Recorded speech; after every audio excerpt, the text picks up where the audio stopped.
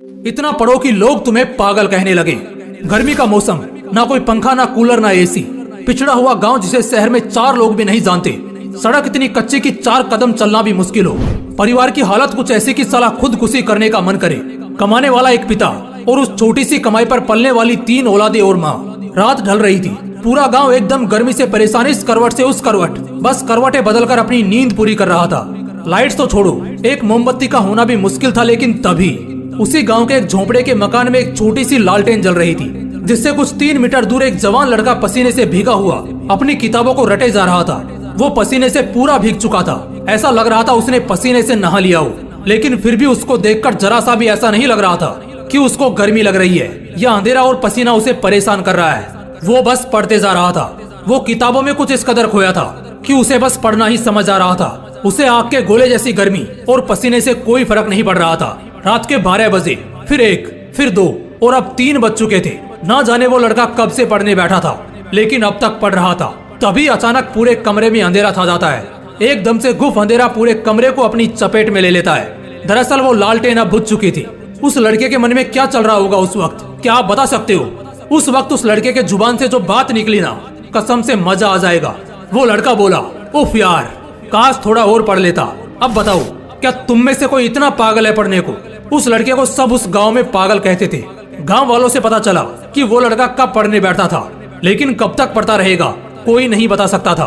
बल्कि उसको खुद भी याद नहीं रहता था कि वो कितनी देर से पढ़ रहा है। हाँ, मानता हूँ ऐसे किस्से बड़े कम ही सुनने और देखने को मिलते हैं, लेकिन जब भी मिलते हैं कसम से दिल में आग लगा देते हैं। इतना पढ़ने वाला लड़का पता है आगे क्या करता है? 2012 बैच का यूपीएससी क्रैक करता है और एक बहुत ही बड़ा आदमी बनता है।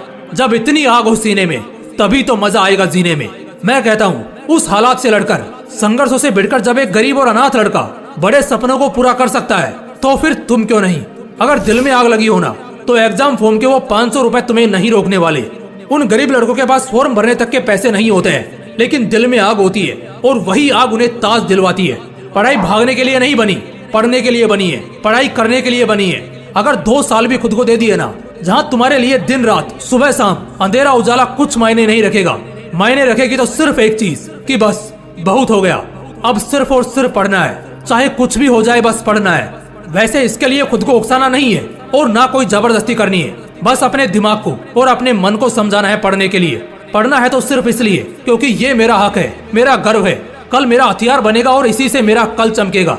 अगर दिमाग में 4 पैसे का ज्ञान नहीं होगा ना, तो अपने खुद के बच्चे भी इज्जत नहीं करेंगे। अगर आज पढ़ा नहीं तो कल खेत खलियान सब बिक जाएंगे और भूखे पेट जिंदगी काटना बहुत मुश्किल है।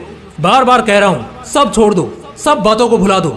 दिलो दिमाग में बस एक बात साफ रखो, अब मजा करना है पढ़ते वक्त। इतना पढ़ना है कि साला लोगों को लगने लगे कि कहीं पागल तो नहीं हो गया ये। तुम्हें ये तो मालूम ही है कि यही पागलपन वाली मेहनत ने लाखों घर बसाए हैं, लाखों जिंदगियां बनाई हैं, लाखों लोगों की किस्मत चमकाई है। अगर उस बुलंदी पर पहुंचना ही सिर्फ एकमात्र मकसद होगा ना, तो कसम से वो तुम्हें झक मार कर मिलेगा। लेकिन उन सबसे पहले, उस उजाले के कल से पहले आज तुम्हें पढ़ना होगा। इतना पढ़ना होगा, इतना पढ़ना होगा कि किताबें तुमसे थक जाएं, लेकिन तुम्हारा हौसला ना थके। मजा आने लगेगा यार। बस 2 से 5 दिन भी दिमाग लगाकर कुछ पढ़ लिया ना, तो फिर दुखी आत्मा या भटकती आत्मा नहीं रहोगे, बल्कि बवाल आदमी बनकर निकलोगे। अगर दिल में आग लगी हो तो वीडियो को लाइक और शेयर करना, और अगर चैनल को अभी तक सब्सक्राइब नहीं किया है तो सब्सक्राइब करके बेल आइकन भी जरूर प्रेस कर लेना। मिलते हैं इसी तरह की एक और बवाल